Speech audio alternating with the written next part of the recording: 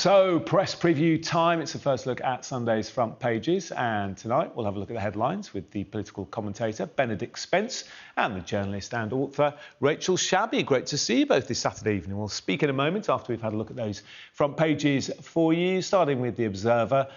Claims from a whistleblower who says some children seeking asylum in the UK have been threatened with violence by staff at a Home Office-run hotel. The Sunday Telegraph is reporting more than 500,000 patients a year will be treated in so-called hospitals at home to help relieve pressure on emergency departments. While the Sunday Express says there's a row erupting between the Prime Minister and senior civil servants over plans to tackle the migrant crisis. And the Daily Star says Britain's going to be hit by a new weather phenomenon, dumping donuts. Whatever next. We'll have to have a look at that. And a reminder that by scanning the QR code you can see on screen during the programme, you can check out the front pages of tomorrow's papers while you're watching us discussing them. And to discuss them, I'm joined by Benedict Spence and Rachel Shabby. So, Rachel, why don't we start then with this story on the front of the Sunday Telegraph. It's quite a headline, isn't it? Hospitals at home. Explain. Well, yeah, it is quite the headline. I don't think it's quite hospitals at home. It's a plan that the government has unveiled, and it wants to basically do triage for particularly elderly people in the home. So that's to avoid people coming into A&E. It's not a terrible idea on its face that, you know, according to them, the reason for this, and it has been trialled, I think, in one NHS trust, the reason is that a lot of people who come to A&E actually might not need to. Plus, you can see why for a lot of elderly people, it might actually be easier and more comfortable to be assessed at home. So the idea is that they send out an assessment that would be taking place within 2 hours in the home, and then they'd be brought in to hospital if needs be. So it's not on its face a terrible idea. You can see that it would ease the burden on A&E, although of course it doesn't get around the issue that comes up when you talk to anybody who works in the NHS, anyone who works as a doctor or particularly on the front line, ambulance services and within A&E, that the massive issue here is underfunding, both in terms of capital investment and in terms of the day-to-day running of the NHS. And that's been going on for over a decade. So it doesn't skirt that issue, but it's not on its face a terrible idea either. Yeah, Benedict, would you agree? I mean, I think everyone understands that we need some sort of thinking outside the box when it comes to solving issues in the NHS. On the face of it, is this sensible? Well, I suppose, you know, the thing is, I mean, this is being backed, according to the Telegraph, by a £14 billion package. So, you know, it's not an insignificant amount of money. The one fear, I suppose, I would have over it is a bit like when people often call 111 because they're told not to ring 999 and not to go to an emergency ward. And very often what people find is the advice is to just go to A&E. You know, this will have to be very properly thought out as to what it is that specially trained medics can deal with and what they will end up having to do at the home, rather than just turning up within 2 hours and saying to people, oh, well, this isn't actually within my remit, you might as well go to A&E, because very often that is the advice that is given to people. But, you know, the fact remains, we have shifting demographics in this country. The population is getting older and the birth rate is falling. That means that even if the NHS, even if Rishi Sunak manages to pull multiple rabbits out of the hat and he manages to make it incredibly efficient and he increases the number of doctors and nurses that we are producing and he manages to find all the money to fund this, every year the NHS will necessarily fall behind because of the changing demographics. This plan looks to address people, you know, predominantly who are part of the elderly, or who are, you know, slightly more infirm than the average. So it will go some way towards addressing part of the problem at its heart. So you're right. It's thinking outside of the box. It's trying to make things a little more manageable so that there isn't that sort of that bed blocking phenomenon in A&E departments where people can't get discharged because they're considered to be too frail because they'll just end up coming back. So I think it will alleviate some of the pressures, but it is going to be a long-term thing. It's not going to solve any of the immediate issues, I think, that you're currently seeing affecting A&E departments, as well as ambulance crews and nurses and doctors around the country at the moment. So it's welcome in the sense that it is forward thinking, it is proactive. So I think that that should be welcomed at the least. Yeah, and actually, Rachel, using tech is something we're seeing more and more. We're seeing GP surgeries now doing appointments online, and in many cases, not in every case, but in many cases, that does work. Yeah, you're absolutely right. It's not for everyone. And just to clarify, up to a third of beds in hospitals at any one time are occupied by people who are able to be discharged because of social care, because there aren't social care packages in place. So that's cuts to social care that have caused that situation. Again, it comes back to cuts. Those virtual surgeries, again, they're not for everyone, but they can take some pressure off. I mean, I think Benedict is right that it has to be done very carefully. Some things you would assume could only take place in hospital. So you'd have to go there anyway, just to make sure. Scans, x-rays, tests. There are things that can only be done in hospital. So it would have to be executed very carefully. But if it is the case that, sometimes people have had a fall, say, and don't need to go to hospital, well, then that's a good thing. And if they're, elderly and don't necessarily feel, would prefer to be seen at home, then, these are all things that should be considered. It doesn't get away, though, from the overall thing of underfunding, which is what everybody who works in the NHS keeps telling us. You know it because they keep telling Sky. Yeah, and you make that that point very well. Let's move on then from the NHS to the front of the Observer and an exclusive by them. Rishi Sunak, Benedict, was warned about the Zahawi tax risk. Yes, I mean, from my reading the story, it is that Mr. Sunak was given informal discussions when he became Prime Minister that Mr. Zahawi had made a significant settlement before Sunak became Prime Minister, and that it was not the sort of thing that could just be swept under the rug. That it was the sort of thing that could do they call it reputational damage to the government were he to be put in a particularly important position. Clearly, whatever information Mr. Sunak was given did not persuade him that Mr. Zahawi's position was untenable, because obviously he's become party chairman. That's very significant. And, perhaps this is because Mr. Sunak looked at Mr. Zahawi's record under Boris Johnson. It must be said he is Mr. Zahawi was perhaps one of the few people to emerge from the Boris Johnson years, if not with his reputation enhanced, at the very least with most of it intact, given his performance in the vaccine rollout, if nothing else. So perhaps he thought that this was, a gamble worth taking. Perhaps he wasn't given the full picture if it was just an informal discussion. But unquestionably, questions have been asked about Rishi Sunak's judgment, therefore, in appointing Mr. Zahawi to prominent position in government, if he was aware of the circumstances surrounding him. And this is, I'm afraid, this is a story that's just going to continue to run and run.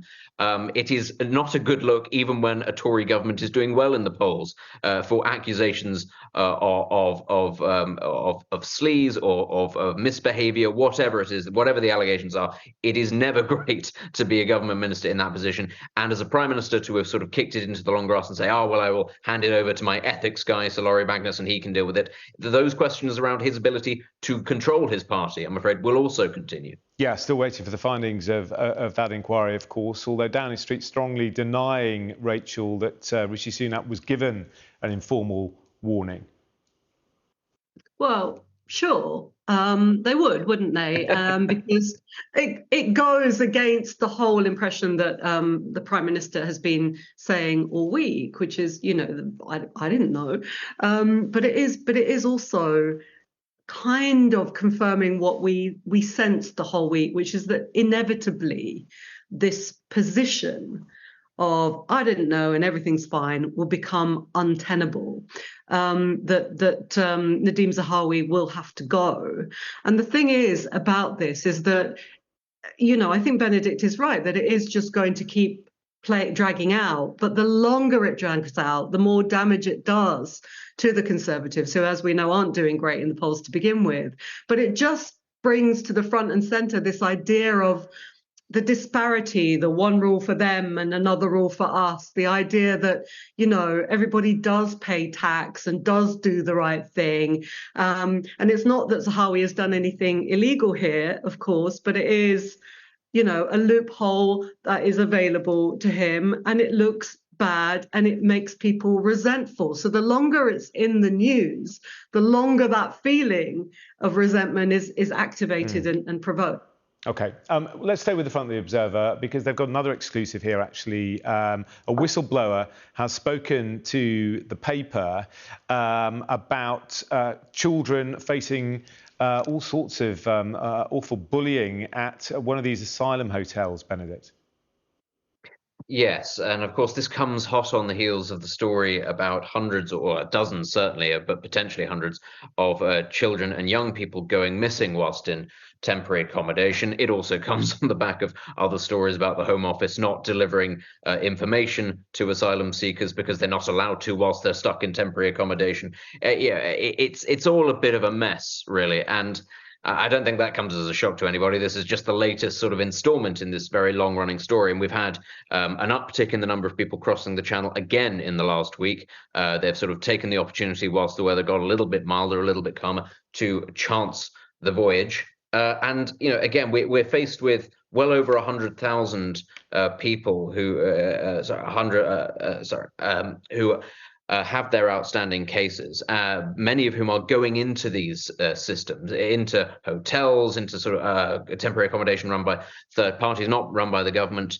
And it's quite clear, I think, in a lot of circumstances that the facilities are not right, that the people who are running these establishments are not necessarily well trained. And I'll tell you what, especially given that this is being facilitated, refugees' voyages to this country are being facilitated by criminal gangs who will look to exploit people when they're in France. They look to exploit them further along the chain. We shouldn't then be surprised when people end up being exploited in this country as well, where those gangs are operating. Now, allegations of racism and bullying towards children, which is what this Observer story talks about, is, of course, it's a horrible thing, actually, to think about, that people might come all the way to this country and face that, especially if they are vulnerable, if they are unaccompanied, if they're children. But again, if the end result is, once again, that people are ending up in the hands of criminal organizations, of people who wish harm on children and younger people.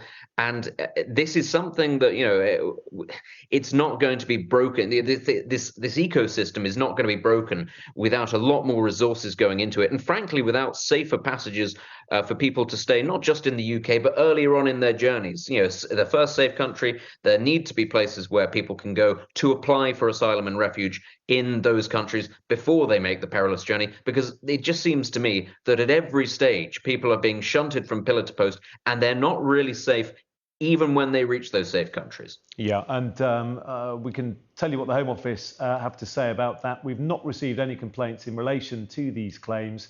The well-being of children in our care is an absolute priority. Robust safeguards are in place to ensure they are safe and supported as we seek urgent placements with a local authority. When issues do arise, we take complaints extremely seriously and they are acted upon. Quickly, a Home Office spokesperson responding to that article on the front of the Observer. Thank you both for the moment. Coming up after the break, more of our press preview, including this in the Express. Kate's mission to give children a better start. Tell you about that and more in a couple of minutes. No channel hopping. Hello again, welcome back to part two of the press preview. Political commentator Benedict Spence and the journalist and author Rachel Shabby still here. Rachel, let's turn our attention to the front of the Sunday Telegraph. The Scottish Government urged to block the transfer of a violent transgender prisoner from a men's prison to a women's jail. This sort of transgender row continues. Yeah, so this is the second time in a week that an issue like this has arisen.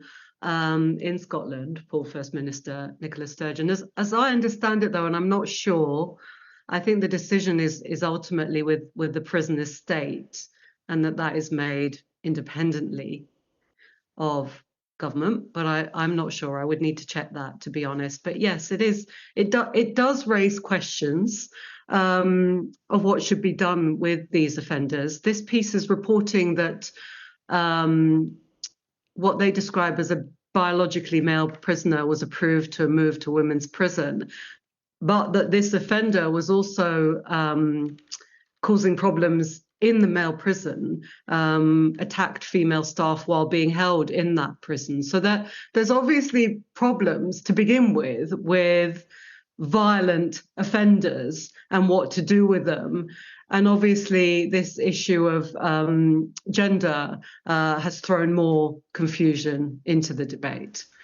Yeah, it really has, Benedict, hasn't it? And it is an issue that continues to provoke, as Rachel says, much debate, often bitter at times.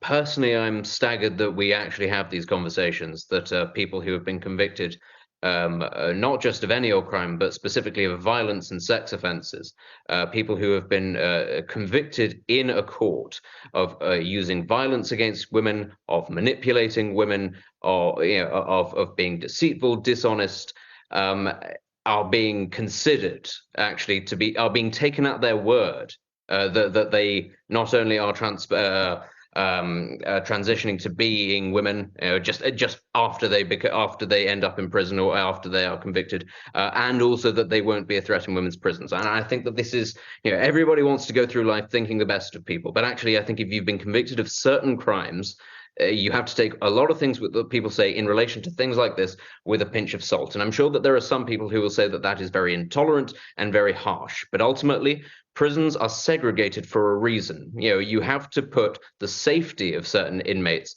at the forefront. And if it is somebody who was born a man and is a sex offender, it doesn't matter actually whether or not they have decided to transition to become a woman. They are, by definition, a threat if they then go into a woman's prison. What about some people turn around and say that bullying goes on in male prisons as well. Yeah. But that is the very basic line that we have to draw. Yeah, interestingly, I noticed the Herald on Sunday, the Scottish paper, on their front page, saying activists are calling for trans-only prisons for sexual and violent prisoners. Is that an idea, Benedict? I mean, if there are sufficient numbers, then it is something that we will have to consider, because actually if there is a third category, then ultimately that is what it comes down to. I will be very honest here. Of course, people who decide to transition from male to female who are in male prisons will also face significant danger. That is, I'm afraid, the situation of being in a prison. If you break the law, especially if you are a violent sex offender, you are more likely to be targeted in prison. Rachel, it might sound very harsh, but we can't just say that all women must put up with male sex offenders being put in with them. Rachel, just come back quickly. No woman, including trans women, should be exposed to violent sex offenders. I think we can all agree on that. And yes, we do need to find a solution, but we need to find a solution that does not target and demonize an already targeted and demonized community of trans people in the UK. Yeah, and you're right, by the way, Rachel. The Scottish Government spokesperson has said the placement of prisoners is an operational matter for the Scottish Prison Service. Let's just finish with a story. Well, in fact, her photo is on the front of most of the papers, that of Kate talking about giving children a better start. A big write-up in the Express, Rachel. Yes, not a week goes by without a royal story for non-royalists like me to cover, does it? Kate's mission to give children a better start. I mean, there's not much to object to here. She's launching a major campaign to highlight the critical importance of the first 5 years of kids' lives. They are formative years, as we know. The Princess of Wales says we need to, as a society, be focused more on that than perhaps we do at the moment, where perhaps there's more focus on later years of childhood. This article does point out, so it's just not just me making a political dig, although I am also making a political dig, that, you know, this is why Labour introduced Sure Start programmes when it was in government, and this government scrapped them all. So here we are. All right. Thank you both very much for that. Plenty more to discuss in half an hour. Look forward to seeing you then. Right now, let's take a quick look at the weather.